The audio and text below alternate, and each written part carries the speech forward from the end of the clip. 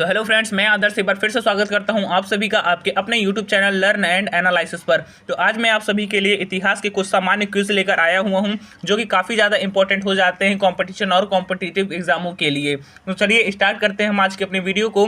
Video अच्छी लगी तो वीडियो को लाइक जरूर कर दीजिएगा। यहाँ पर आपका पहला क्वेश्चन है, हड़प्पा सभ्यता की खोज किसने की थी? जो हड़प्पा सभ्यता है उसकी खोज किसने की थी? आपके ऑप्शंस हैं A Dayaram Sahni, B Rakhaldas Banerjee, C M Vats या फिर डी अन्य। जल्दी से अपना आंसर कमेंट कीजिए।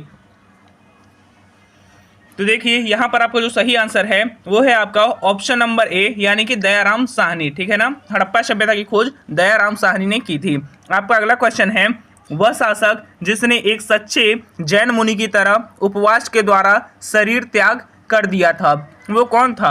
आपके ऑप्शंस हैं ए बिंदुसार, बी अशोक, सी चंद्रगुप्त मौर्य या फिर डी अन्य। तो देखिए इसका जो आपका सही जवाब है वो है आपका ऑप्शन नंबर सी, यानी कि चंद्रगुप्त मौर्य। ठीक है ना, चंद्रगुप्त मौर्य वह शासक था जिसने एक सच्चे जैन मुनि की तरह उपवास के द्वारा शरीर का त्याग कर दिया था। आपका अगला क्वेश्चन है, तराइन का प्रथम युद्ध किसके मध्य लड़ा गया था? आपके ऑप्शंस हैं ए मोहम्मद गौरी और भीम, बी मोहम्मद गौरी और पृथ्वीराज तृतीय, सी मोहम्मद गौरी और जय सिंह या फिर डी मोहम्मद गौरी और अजय पाल। तो देखिए इसका जो आपका सही जवाब है वो है आपका ऑप्शन नंबर बी, यानी कि मोहम्मद गौरी और पृथ्वीराज तृतीय। ठीक, तराइन का प्रथम युद्ध मोहम्मद गौरी और पृथ्वीराज तृतीय के बीच लड़ा गया था। आपका चौथा क्वेश्चन है, बंगाल को मुगल साम्राज्य से पृथक कर स्वतंत्र किया। तो बंगाल को मुगल साम्राज्य से पृथक कर स्वतंत्र किसने किया था? आपके ऑप्शंस हैं ए मुर्शिद कुली खां, बी सआदत खां, सी सरफराज खां या फिर डी अन्य। जल्दी से अपना आंसर बता दीजिए। तो देखिए इसका जो आपका सही जवाब है वो है आपका ऑप्शन नंबर ए, यानी कि मुर्शिद कुली खां। बंगाल को मुगल साम्राज्य से पृथक कर स्वतंत्र मुर्शिद कुली खां ने किया था। आपका पांचवा क्वेश्चन है, विधवा पुनर्विवाह कानून कब बना? तो विधवा पुनर्विवाह कानून जो है कब बना था? आपके ऑप्शंस हैं ए 1853 ईस्वी, बी 1856 ईस्वी, सी 1863 ईस्वी या फिर डी 1865 ईस्वी। तो देखिए इसमें जो आपका सही जवाब है वो है आपका ऑप्शन नंबर बी, यानी कि 1856 ईस्वी। ठीक है ना, विधवा पुनर्विवाह कानून 1856 ईस्वी में बना था। तो देखिए यहाँ पर आपका छठवां क्वेश्चन है, अंग्रेजों ने फूट डालो और शासन करो की नीति कब अपनाई थी? आपके ऑप्शन हैं ए 1877 ईस्वी के बाद, बी 1833 ईस्वी के बाद, सी 1858 ईस्वी के बाद या फिर डी 1799 ईस्वी के बाद। जल्दी से अपना आंसर बताइए। तो देखिए इसका जो आपका सही जवाब है वो है आपका ऑप्शन नंबर सी, यानी कि 1858 ईस्वी के बाद अंग्रेजों ने फूट डालो और शासन करो की नीति अपनाई थी। आपका सातवां क्वेश्चन है, इंग्लैंड में गृह युद्ध कितने वर्षों तक चला था? तो जो इंग्लैंड में गृह युद्ध है वो कितने वर्षों तक चला था? आपके ऑप्शंस हैं ए 4 वर्ष, बी 7 वर्ष, सी 2 वर्ष या फिर डी 10 वर्ष। तो देखिए यहाँ पर आपका जो सही जवाब है वो है आपका ऑप्शन नंबर बी, यानी कि 7 वर्ष। इंग्लैंड में गृह युद्ध 7 वर्षों तक चला था। आपका आज का 8वां क्वेश्चन है, आर्य भारत में कहां से आए थे? आपके ऑप्शंस हैं ए पश्चिम एशिया से, बी पूर्व एशिया से, सी केंद्रीय एशिया से या फिर डी दक्षिण एशिया से। आर्य भारत में कहां से आए थे इसके कई साक्ष्य हमें कई स्रोतों से प्राप्त होते हैं, आपको सिर्फ वही बताना जो कि ऑप्शन में दिया गया है। तो इसका जो आपका सही जवाब है वह आपका ऑप्शन नंबर सी, यानी कि केंद्रीय एशिया से आए थे। आर्य केंद्रीय एशिया से आए थे। आपका 9वां क्वेश्चन है, किस अवधि में रामायण एवं महाभारत की रचना हुई थी? आपके ऑप्शंस हैं ए सिंधु घाटी अवधि में, बी द्रविड़ अवधि में, सी वैदिक अवधि में या फिर डी आर्य अवधि में।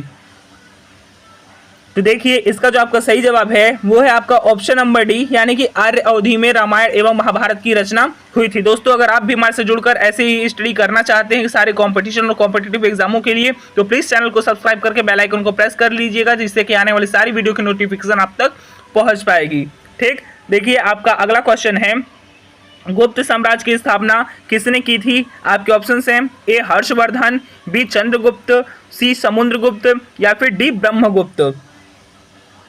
तो देखिए इसका जो आपका सही जवाब है वो है आपका ऑप्शन नंबर बी, यानी कि गुप्त समाज की स्थापना चंद्रगुप्त ने की थी। ओके, आपका तो देखिए यहाँ पर आपका 11वां क्वेश्चन है, पानीपत की दूसरी लड़ाई किनके बीच हुई थी? पानीपत की दूसरी लड़ाई किनके बीच हुई थी? आपके ऑप्शन हैं ए बैगम खान और हेमू, बी अकबर और मिर्जा हकीम, सी अकबर और बैगम खान, डी अकबर और राणा प्रताप। तो देखिए इसका जो आपका करेक्ट जवाब है वो है आपका ऑप्शन नंबर ए बैगम खान और हेमू। ठीक, पानीपत की दूसरी लड़ाई बैगम खान और हेमू के बीच हुई थी। आपका 12वां क्वेश्चन है मोहम्मद गौरी कहाँ का शासक था? आपके ऑप्शन हैं ए अफगानिस्तान, बी इराक, सी पर्शिया या फिर डी तुर्की। तो जो इसका आपका जो सही जवाब है वो है आपका option number A Afghanistan. Mohammad Ghori Afghanistan का शासक हुआ करता था। आपका 13वां क्वेश्चन है मस्तानी किस शासक की प्रेयसी थी? आपके ऑप्शन हैं ए बाजीराव पेशवा, बी नाना साहब, सी साहू महाराज या फिर डी शेर शाह। तो देखिए इसका जो आपका सही जवाब है वो है आपका ऑप्शन नंबर ए यानी कि बाजीराव पेशवा। मस्तानी बाजीराव पेशवा शासक की प्रेयसी थी। आपका 14वां क्वेश्चन है बिहार प्रदेश को किस मुस्लिम शासक ने सर्वप्रथम जीता था? बिहार प्रदेश को किस मुस्लिम शासक ने सर्वप्रथम जीता था? आपके ऑप्शन हैं ए बाबर, बी खिलजी, सी तुगलक या फिर डी चंगेज खान। देखिए यहाँ पर आपका जो सही जवाब है वो है आपका ऑप्शन नंबर बी यानी कि खिलजी। बिहार प्रदेश को खिलजी शासक ने सर्वप्रथम जीता था। आपका 15वां क्वेश्चन है मुगल काल में सर्वप्रथम किस शहर में अंग्रेजों ने अपने कारखाने स्थापित किए? ए मद्रास, बी कलकत्ता, सी मुंबई या फिर डी सूरत। तो इसका जो आपका सही जवाब है वो है आपका ऑप्शन नंबर डी यानी कि सूरत। ओके, मुगल साम्राज्य में सर्वप्रथम सूरत ने अपने कारखाने स्थापित किए थे। ओके, तो दोस्तों ऐसे करके हमारे इतिहास के 15 क्वेश्चन पूरे होते हैं। हम फिर मिलेंगे आपसे, जल्दी मिलेंगे इतिहास या फिर पॉलिटी या फिर केमिस्ट्री की एक नई वीडियो के साथ जिसमें आपको सामान्य जीके और क्विज कराए जाते हैं। और जैसा कि आप सभी जानते हैं कि एसएससी 2024 के एग्जाम में नज़दीक आ रहे हैं, उसके लिए हमारी टीम ने आपके लिए एसएससी क्विक रीजन के नाम से एक सीरीज स्टार्ट की है जिसकी डेली वीडियोस आपको 11:30 बजे दी जाती हैं। अगर आप भी हमारे साथ जुड़कर एसएससी की तैयारी करना चाहते हैं तो प्लीज़ चैनल को सब्सक्राइब करके बेल आइकन को प्रेस कर दीजिएगा जिससे कि आने वाली सारी वीडियो की नोटिफिकेशन आप तक तुरंत पहुँच सके। हम फिर मिलेंगे आपसे, तब तक के लिए धन्यवाद।